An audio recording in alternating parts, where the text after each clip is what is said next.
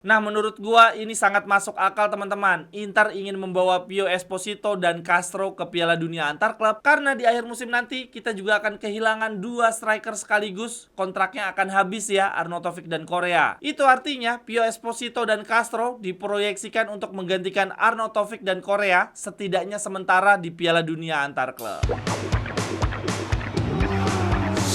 Jerewetan ceking kita, jerewetin apa aja.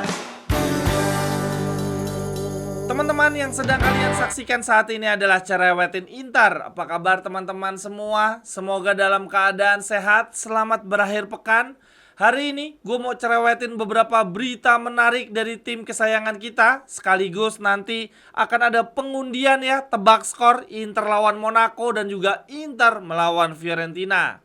Nah teman-teman, jangan lupa juga nih ikutan tebak skor Inter melawan Juventus dengan hadiah Rp100.000 yang disponsori oleh salah seorang kawan kita, Interisti dari Kalimantan Barat. Terima kasih banyak kawan atas kebaikan hatinya berbagi rezeki dengan kita semua. Untuk informasi lebih lanjut mengenai giveaway-nya, teman-teman silahkan langsung dicek saja Instagram gua, di follow juga ya @cekinggita. Oke, langsung saja kita mulai yang pertama teman-teman. Belum lama ini legenda kita ya, Ronaldo botak, berbicara nih di YouTube-nya Romario. Teman-teman ada yang ingat Romario? Salah satu striker terbaik Brazil ya. Ini sebetulnya Romario bisa dikatakan seniornya Ronaldo. Ketika Romario lagi ada di peak performance, itu Ronaldo usianya masih remaja, 17-18 tahun. Nah ini Ronaldo di YouTube-nya Romario bercerita tentang proses kepindahan dia dari Barcelona ke Inter. Ronaldo bilang begini teman-teman. Saat itu saya hendak memperbaharui kontrak dengan Barcelona. Akan tetapi H-5 hari sebelum penandatanganan kontrak, manajemen Barcelona menghubungi saya dan mengatakan bahwa mereka tidak dapat menghargai kesepakatan yang sudah dicapai sebelumnya dan kontrak tidak dapat diperbaharui. Jadi, menurut Ronaldo teman-teman, mereka memberi saya kebebasan untuk bernegosiasi dengan siapapun yang saya inginkan. Bagi saya itu adalah pukulan yang sangat keras ke perut saya karena saya sangat menyukai kota ini. Ini adalah hal yang luar biasa dan saya juga sudah beradaptasi dengan klub dan telah mencetak banyak gol. Akan tetapi saya tidak takut dengan tantangan dan kemudian Inter tiba. Mereka datang ke Spanyol kemudian merekrut saya. Wah teman-teman, ternyata di balik sejarah yang sangat hebat ini ada sebuah hal yang di luar rencana ya. Ronaldo sama sekali tidak merencanakan pindah ke Barcelona dan Barcelona pun baru kepikiran melepas Ronaldo H-5 sebelum penandatanganan kontrak. Lalu kemudian lanjut yang berikutnya lagi teman-teman. Ini ada statement dari pelatih Argentina ya, pelatih juara dunia Scaloni. Dia berpendapat tentang sistem Inzaghi Ball yang sangat memukau. Scaloni bilang begini, Inter bermain menggunakan hatinya sepenuh hati. Mereka mengetahui bagaimana cara pertukaran dan pergerakan posisi antar pemain dengan sempurna. Mereka melakukan segalanya dengan cara yang alamiah, sehingga sangat sulit bagi lawan untuk mengatasi perubahan posisi ini. Semua orang mengatakan bahwa Inzaghi bermain dengan formasi 3-5-2. Akan tetapi, saya mencoba untuk mempelajari, memahami bagaimana cara mereka bermain, khususnya ketika menguasai bola. Dan itu bukanlah hal yang mudah untuk diuraikan. Tidak sesederhana formasi 3-5-2 di atas kertas. Kita bisa melihat bagaimana keterlibatan Bastoni dan Darmian dalam fase menyerang dan bagaimana pergerakan ke arah dalam dari Di Marco. Semuanya terlihat sangat jelas tetapi sulit untuk dihentikan. Wih gile teman-teman, satu lagi pujian untuk Simone Inzaghi. Kalau bagi gua pribadi, Simone Inzaghi sudah mendapatkan tempat khusus sih teman-teman di hati. Menurut gua Inzaghi adalah salah satu pelatih terbaik Inter selama gua mengikuti sepak bola. Ini catatan Inzaghi untuk Inter. Dia mencatat sebagai pelatih dengan persentase kemenangan terbanyak dalam sejarah Inter ya. Untuk pelatih-pelatih yang memimpin lebih dari 23 pertandingan. Lalu kemudian selama melatih Inter, Inzaghi juga setidaknya mendapatkan 1 trofi di setiap musimnya. Lalu mengantar Inter masuk ke final Liga Champions, dan itu semua terjadi ketika Inter dalam mode penghematan biaya. Tercatat selama kepemimpinan Inzaghi, Inter telah meraup keuntungan 114 juta. Dan prestasi Inzaghi sudah terlihat sejak di Lazio ya. Ternyata di Lazio, Inzaghi adalah pelatih yang paling banyak mengumpulkan poin bagi mereka ya di Serie A sepanjang sejarah. Apakah ini artinya Inzaghi adalah pelatih paling underrated di dunia saat ini, teman-teman? Jarang banget ya yang memperhatikan Inzaghi, mengapresiasi Inzaghi. Padahal dari sisi prestasi, performa di atas lapangan, Inzaghi sangat luar biasa. Andai saja ya teman-teman, Inzaghi dikasih pemain seperti ketika Inter memanjakan Conte, aduh, selesai itu CL dan kawan-kawan ada di lemari trofi kita. Akan tetapi memang sih teman-teman, satu kelemahan dari Inzaghi adalah dia terlalu baik ya. Dia terlalu mementingkan harmonisasi di sebuah tim. Di satu sisi itu bagus sih, tim yang dilatih Inzaghi jarang banget tuh ada ketegangan-ketegangan ya, ada reak di ruang ganti. Begitu juga dengan manajemen, dengan pemilik klub, Inzaghi sangat mementingkan harmonisasi. Dia adalah tipe pelatih yang tidak banyak mau ya, tidak neko-neko, sehingga sangat disayang oleh manajemen. Padahal menurut gua, Inzaghi layak-layak aja tuh, dia keras kepala kayak Conte, kayak Mancini ya, menginginkan 1-2 pemain. Dan sepertinya manajemen akan nurutin Inzaghi sih, karena Inzaghi juga sudah menunjukkan dengan komposisi kualitas pemain yang terbatas saja, performa Inter sudah luar biasa.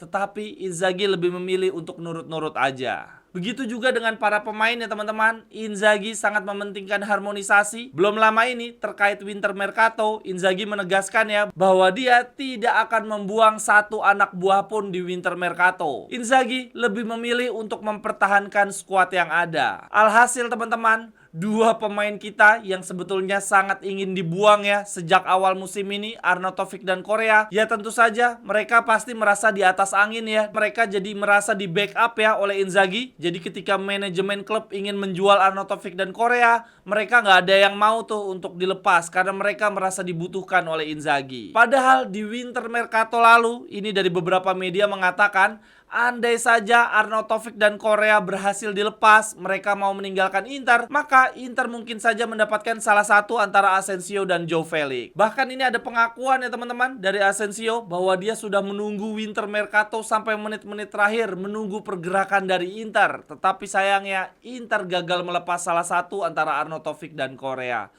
Aduh, andai saja karakter Inzaghi lebih keras sedikit ya, berani ngomong ke Arnautovic atau Correa, Anda sudah tidak dibutuhkan lagi di tim ini, Anda terlalu sering cedera, lebih baik pergi. Itu gue yakin banget Arnautovic dan Correa sakit hati lalu meninggalkan Inter, dan kita di winter mercato ini mendapatkan penyerang baru. Tapi ya sudahlah, pelatih kita saat ini memang pelatih yang sangat baik ya, sangat mementingkan harmonisasi di ruang ganti. Dan sekarang teman-teman, kondisinya Arnautovic benar sih kemarin cetak gol ke gawang Fiorentina, bermain 60 menit tapi abis itu langsung cedera. Begitu juga Correa, bermain bagus di 2 pertandingan, setelah itu cedera 3 bulan. Aduh, punya 2 penyerang kok gini-gini banget. Lalu kemudian terkait mercato, Gazzetta menegaskan bahwa Inter bisa saja merekrut 2 pemain baru sebelum Piala Dunia antar klub. Harapannya 2 pemain ini bisa langsung dibawa, bisa langsung berpartisipasi di kejuaraan yang akan berlangsung di bulan Juni nanti. Gazzetta bilang begini, Inter bergerak maju dengan determinasi tinggi dan siap mencoba langkah ganda dari pemain bolonya, yaitu Becuma dan Castro.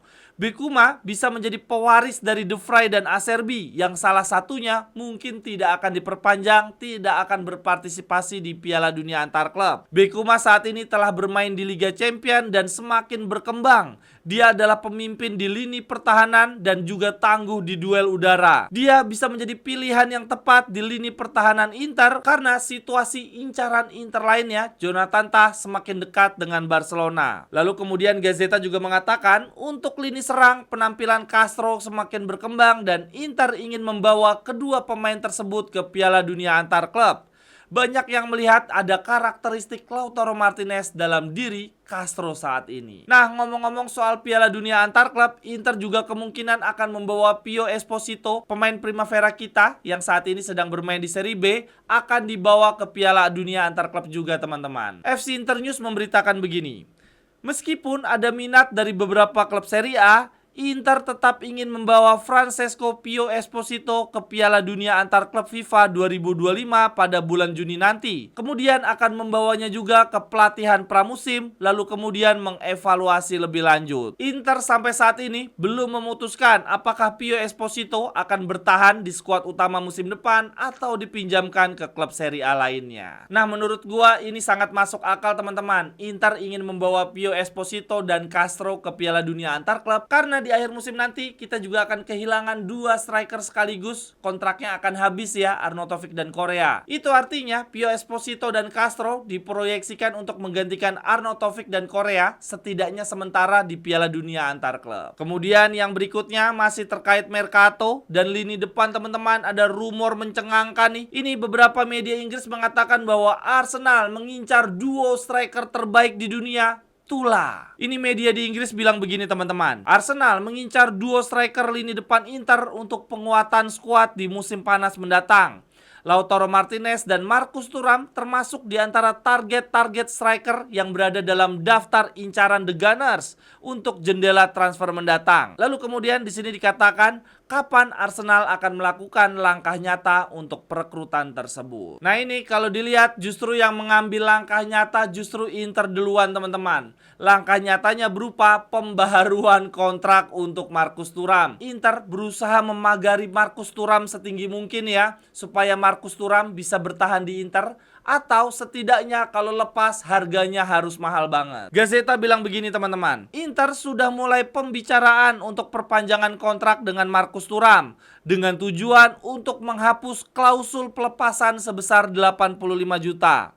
Nerazzurri siap menawarkan gaji baru sebesar 7,5 sampai dengan 8 juta plus bonus di musim mendatang. Kalau dilihat dari statement Gazeta ini ya teman-teman, berarti Inter optimis nih Marcus Thuram bisa dilepas dengan angka lebih dari 85 juta. Karena di kontrak yang baru Inter ingin melepas klausul penebusan sebesar 85 juta tersebut. Padahal ya teman-teman, andai saja Arsenal mau beli Marcus Thuram di harga 85 juta, menurut gua si Oktri pasti akan melepas. Kalau teman-teman sendiri gimana? Kalau Marcus Thuram dilepas dengan biaya 85 juta, setuju atau enggak? Dengan uang tersebut, rasa-rasanya kita bisa membeli 2 striker baru. Lalu kemudian yang terakhir untuk cerewetin Inter hari ini teman-teman, gue mau mengundi nih pemenang tebak skor Inter lawan Monaco, skornya 3-0. Lalu ada Inter Fiorentina, skornya 2-1.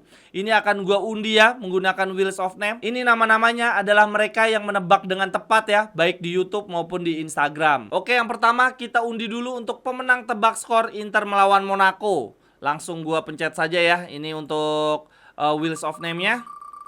Oke, sudah berputar. Siapa yang akan menang?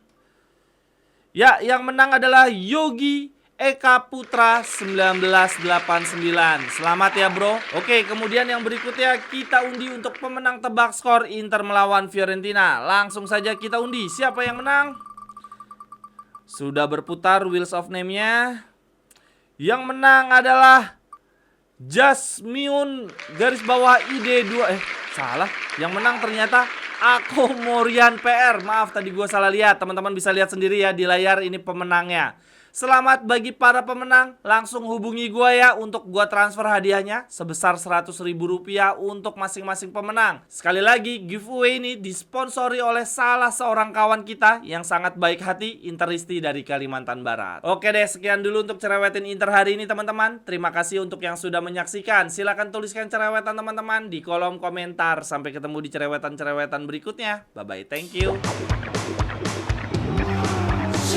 Cerewetan ceking kita nyerewetin apa aja.